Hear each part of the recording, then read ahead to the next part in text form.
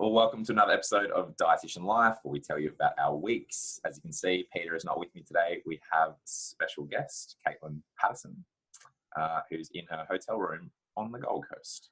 Yes, that's lovely.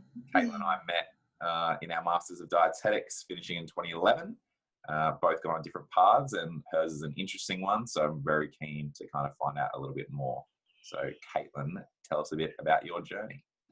Well, thanks for having me, Tyson. Well, my journey started, long before our Griffiths days, and I did my undergrad at Dietitian Uni and in Melbourne, and I guess I was inspired by dietetics because I was heavily into sport, and I thought, what a great career path, sports dietetics. But as time has gone on, I've definitely changed my angle a little bit, and I'll go through that in a minute. But I guess I thought that once I finished my undergrad, I would get straight into the Deakin Master's degree. And little did I know how competitive it actually was all those years ago.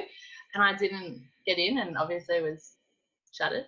So I started looking elsewhere, and it was another colleague of ours, Brittany, who was studying at Griffith. So I sort of followed her along up to Queensland and finished my Masters up there. But I guess my path wasn't so easy because, and I guess a lot of new grads and students will probably go through the same thing, but I really struggled with the placement side of it, and didn't finish one of the clinical placements as successfully, had to redo it. And I really do think that was probably one of my biggest obstacles, but also my greatest opportunity when I had to redo that placement. It just gave me such a good opportunity to settle down and actually figure out where I wanted to go, and to really consolidate those dietetic skills. So even though it was really earth-shattering at the time to not pass, I can imagine. Yeah, I'm so grateful in the end that I did get to do it again. And I've spent, I remember our lecturer saying, you'll be, even though you've gone through this, you'll be a great supervisor one day. And I feel I've taken students in Alice Springs at the moment, and it really does reside back in my mind all the time. So I guess even though I didn't have that smooth sailing passing it out of uni, it was definitely worth it in the end. So once I finished, I headed up to Alice Springs, and I've stayed. Headed sideways to Alice Springs. Yeah, you're right, actually. Headed sideways to Alice Springs. Yeah. And I started it was a solo position, so I was only one dietitian in the organisation, but it was for an Aboriginal health service out there.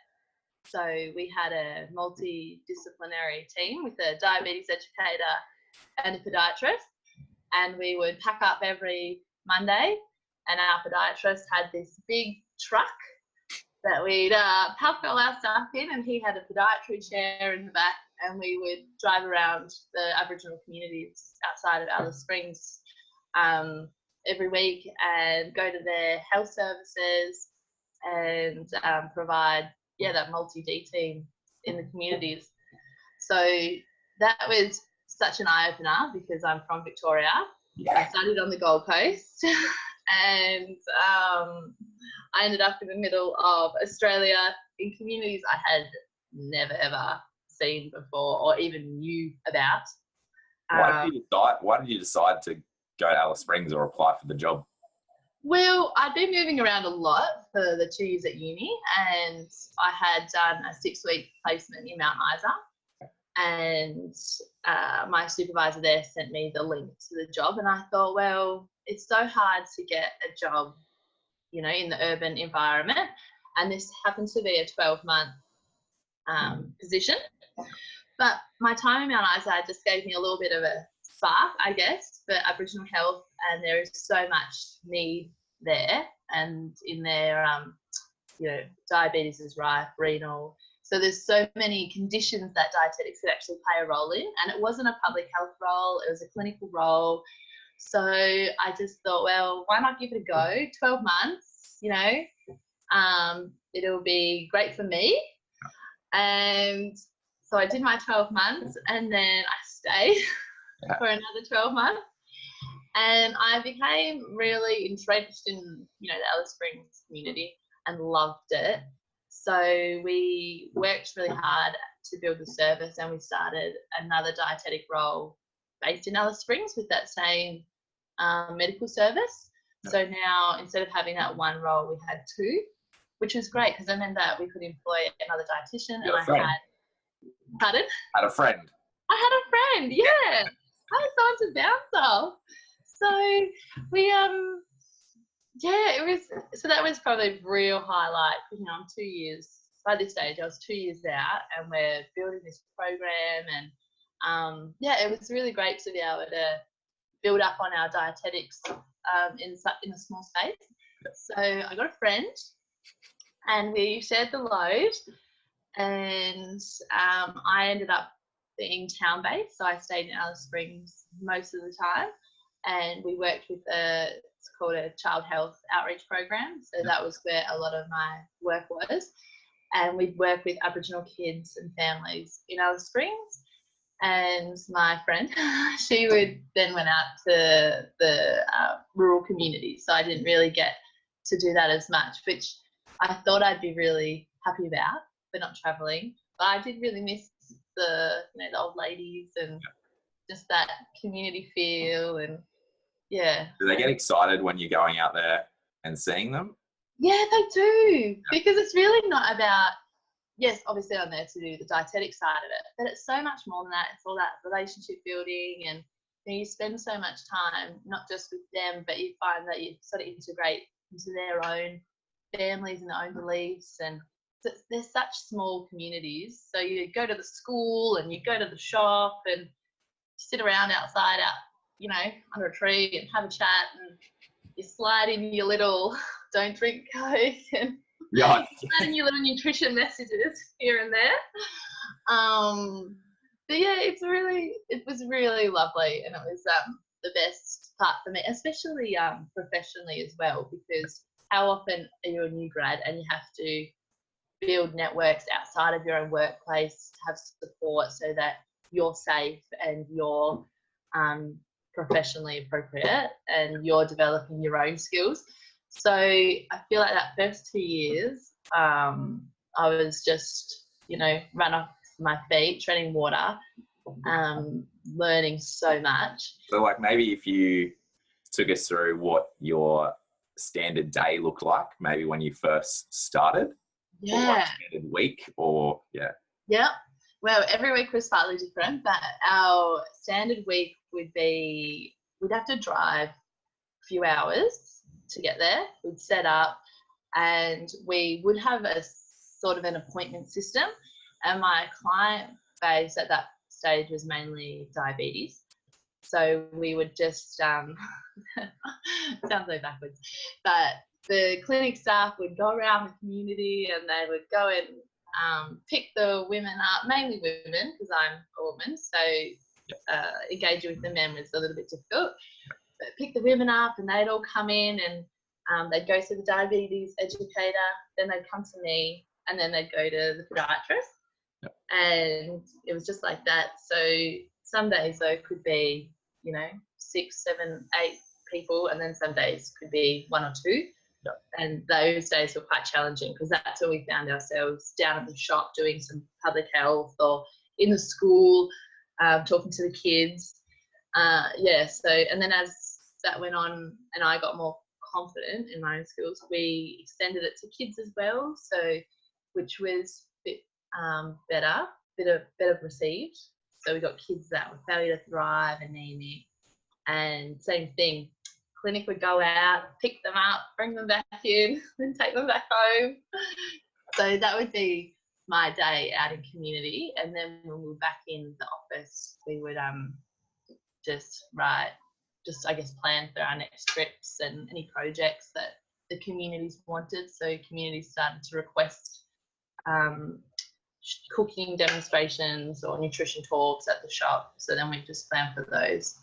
Okay. But then once I was in town, it was mainly all appointment based. Yeah. I didn't go out and do a lot of those other things, but mainly kids and just general population.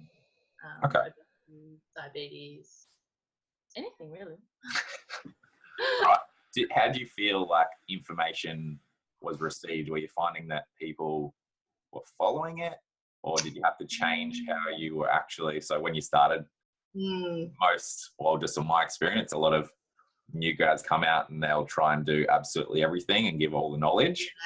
And then you eventually learn to go, okay, no one's doing that. We're going to do this instead. Yeah, it's exactly right, actually. So that's the hardest thing, because you learn at uni to follow your pro forma and collect all the information, and then you've got to do your education, and it's all going to be in the right order. Yeah. But I learned that sometimes, especially out in communities, because English is not their first language as well, just trying to build those relationships first. And, obviously I'm Katelyn the dietitian, and this is what I do and this is what I speak about. But just general chat with them, you start to learn more about them, which means that next time we came, or even later in the week when we saw them again, we could actually give them some advice or education that they may actually be able to use at home. Whereas without that relationship and rapport building at the start, we would probably tell them something and they'd just look at us with these glazed eyes and think, you must be joking. I have no idea how I'm meant to do that. What is this white woman saying? Exactly. You've got no clue. Yeah. So okay. Communication was a big thing. But now though, I'm at the hospital, which is another kettle of fish. Okay. And on the peds ward, so went from community work and complete Aboriginal population for my clients, now working in hospital on the paediatric ward. So is that separate job, yeah? So you're in one role for 2 years and then you moved on to the So now I quit the Aboriginal Medical Service after, I think it was 3.5 years all up in the end, and then headed over to the hospital, which was really nerve-wracking, but had to learn those different set of skills again that you were talking about, because obviously in a hospital you don't have time to have a chat on Tuesday and then come back Friday and have another chat all the time. So completely different kettle of fish, that one. So were you the only paediatric dietitian, or there's another one? Or in the hospital now? Yeah. I was the only one at the time because the lady that was in that position left. Yep. So I was the paediatric dietitian. One of my other colleagues had done peds before, so she was good to bounce off, but I was the only one covering the ward. And then as time went on, we did get more people through and started to introduce them to peds so that we had some backup, because so I'm not there at the moment. I'm on maternity leave. So we needed to train some more people, and I got to do the what's it called? The Royal Children's Hospital peds course. Yep. And I needed to do that because I was back in hospital and needed those skills. Be a bit different, especially 3.5 years out after working in community Aboriginal health service. Then now I'm going back to what I was kind of doing at uni, placement maybe a little bit, but no. Exactly. Exactly. And I tried to, because I was new when I went to the Aboriginal health service, I tried to, still practice those skills a little bit, but completely hospitals lost a lot.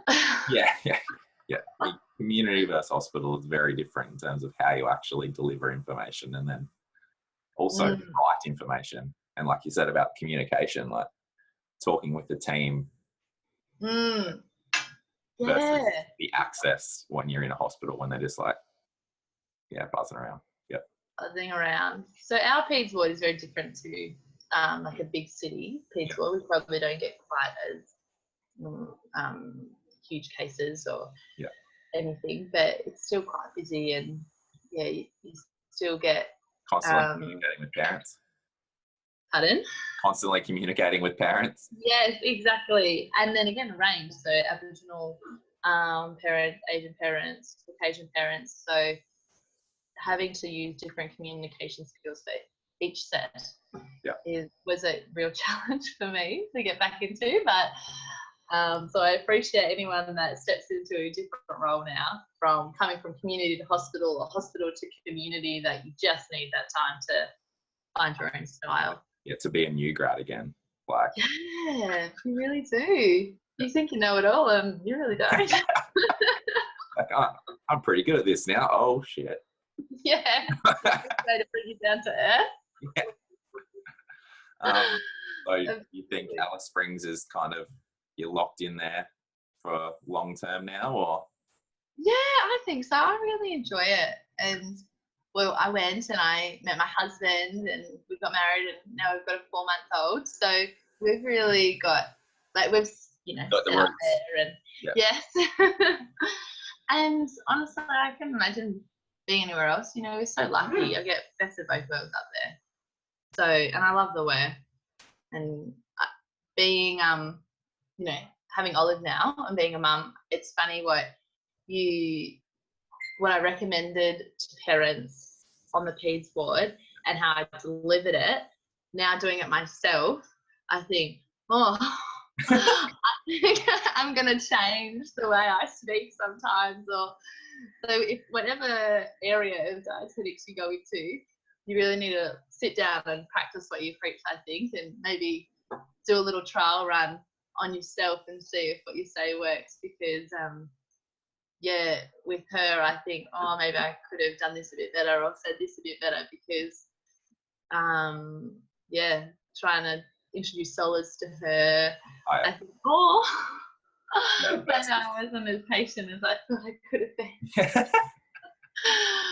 So this is what I meant to do. Yeah, exactly.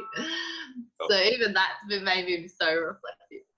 But yeah, I love it up there, and I think I'll be there for a little bit longer. Yeah. So do you think people should consider similar areas? Absolutely. It's not for everyone, rural, especially not middle of Australia. Yeah.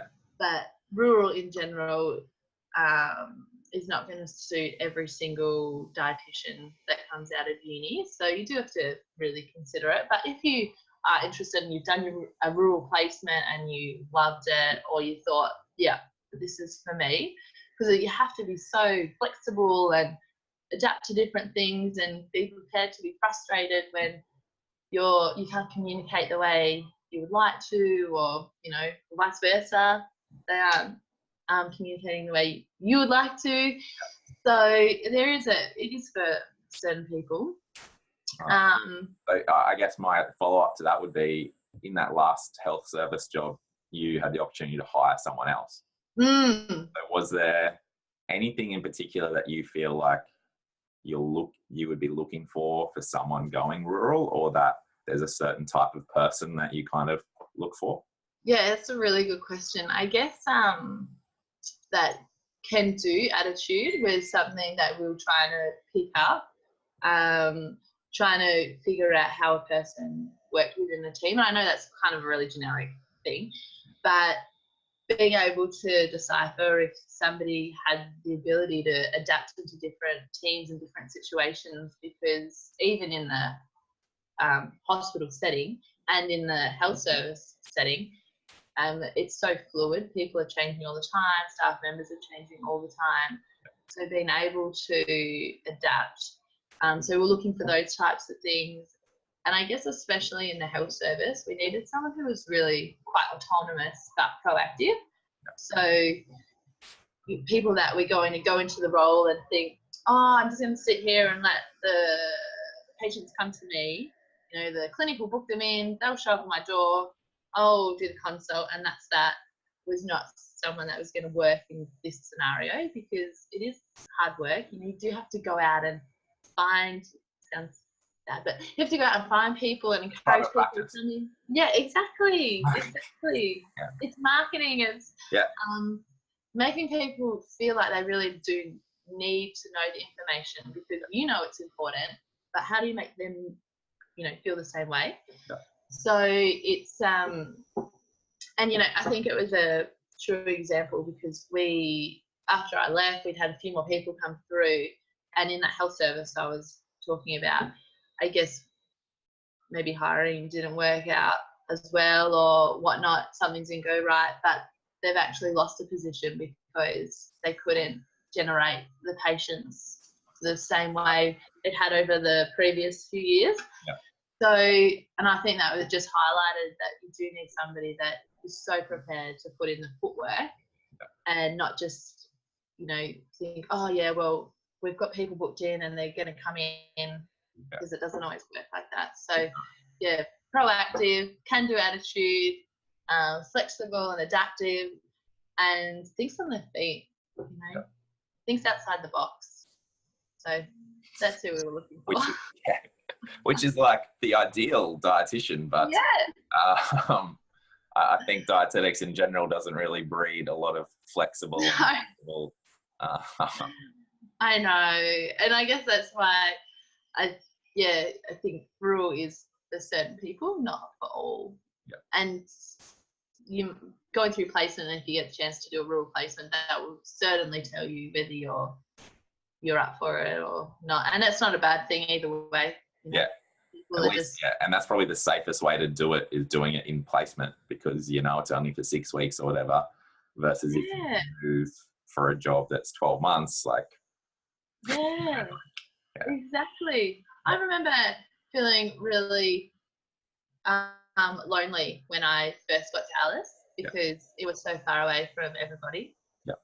And I thought, what the heck have I done? Anyway, it worked out. And now you're the happiest you've ever been, and and you got a family, and and professionally I still feel challenged every day. So, and I think that is the only thing you can ask for.